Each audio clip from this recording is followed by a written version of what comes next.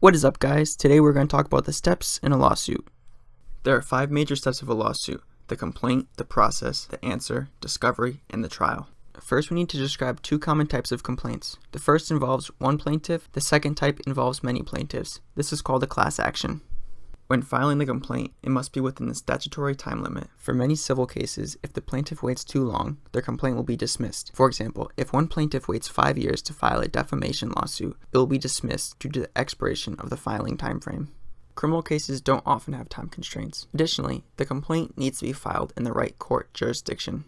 The second step is the process. The process involves serving the defendant the paperwork. This is usually through a summons, which is a legal document issued by the court. Included in the summons is a copy of the complaint, the name of the court the suit is filed with, the date when an answer must be given, and a statement regarding the default answer if no response is provided. The summons can be delivered through a deputy sheriff, a professional process server, a constable, and others that are authorized. The summons must be delivered to the defendant.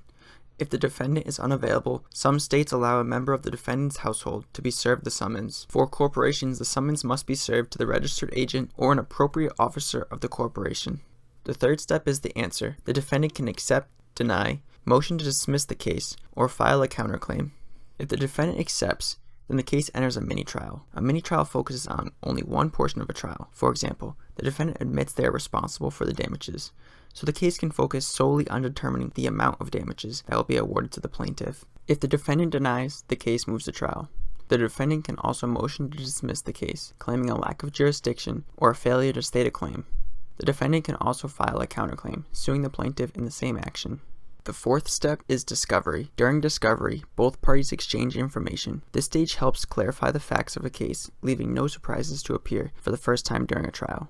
There are 4 main subsections to discovery. They are interrogatories, production of documents, requests for admissions, and witness depositions. Interrogatories are questions used to further explain events in a case. Interrogatories are different for each court jurisdiction. For example, in federal courts, interrogatories are limited to 25 questions for each litigant and usually verified with an affidavit. Other court jurisdictions may not limit the number of interrogatories. Next is the production of documents. Each side presents the documents they plan to use in trial to the other party for inspection. Each party can request additional documents. If one party refuses to provide documents, the originating party can file a motion to compel. A motion to compel asks the court to order either the opposing party or a third party to take some action. During any time during the discovery phase, or sooner, the parties can decide to come to a conclusion on their own, handling matters privately. Settling outside of the court will reduce costs and speed up the resolution. The parties can also come to a half conclusion. This will only take certain aspects of the case to trial, shortening the trial time and reaching a resolution quicker. Next are requests for admissions. These are requests from one party to another to admit facts. These are similar to interrogatories, however these are declarative statements that require a yes-no answer. If an answer cannot be provided, then an explanation for why they cannot provide an answer is required. Next are the depositions. Depositions are oral testimonies. These are taken outside of the courtroom. If a witness is not able to attend court, they can use this form of testimony without the witness being present. Many courts would prefer a video or audio recording of the testimony. This way the jury can see the witness's body language and tone of voice, which helps identify the witness's true intent and what the witness really thinks, rather than hearing the testimony read off by a courtroom staff member. Courts are generally very liberal regarding what information is subject to discovery. Information must be generally relevant in some way, although technically courts will allow the parties to ask for anything that is reasonably calculated that leads to discoverable evidence. The 5th step of a lawsuit is the trial. A trial includes a judge or jury, or both, depending on the case. There are 12 members of a jury, and only 9 of them need to agree to decide a verdict. Next comes the opening statements. Both sides present what they are trying to prove. The plaintiff presents the evidence in which the plaintiffs have the burden to prove. In a civil case, this is called preponderance of evidence. In a criminal case, this is called beyond a reasonable doubt.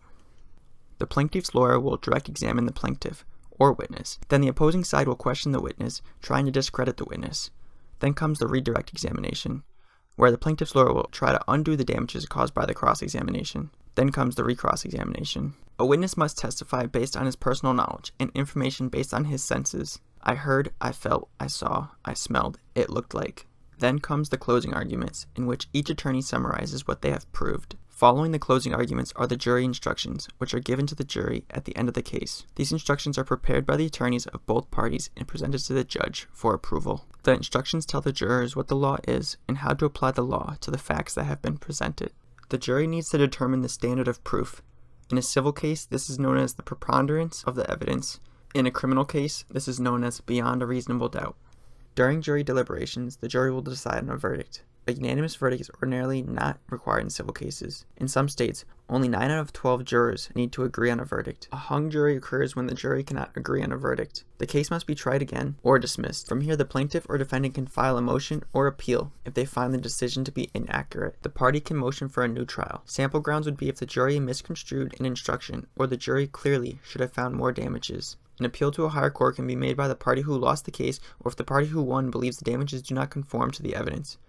There are limited times on appeal. The time in which a party has to file a notice of appeal depends on the court. That is all there's going to be for today, but before we go, let's do a quick recap of the steps in a lawsuit. First, file the complaint, which has to be against the correct defendant without waiting too long after the event, as well as filing with the correct court. Next is the process. This is where the court issues a summons. The summons contains a copy of the complaint, the name and address of the court, when an answer must be provided, and a default judgment if no response is received. Next is the answer. The defendant can accept, deny, motion to dismiss, or counterclaim. Discovery is where each side asks each other questions, provides documents for each others to look over, and states their possible witnesses. At a trial, both sides state their claims and reasonings. If the parties feel there was an error, they can appeal. I would like to also note the other video categories that might interest you on this channel. Other topics include insurance, law, finance, accounting, and business. Thanks again for watching, guys, and I'll catch you in the next one.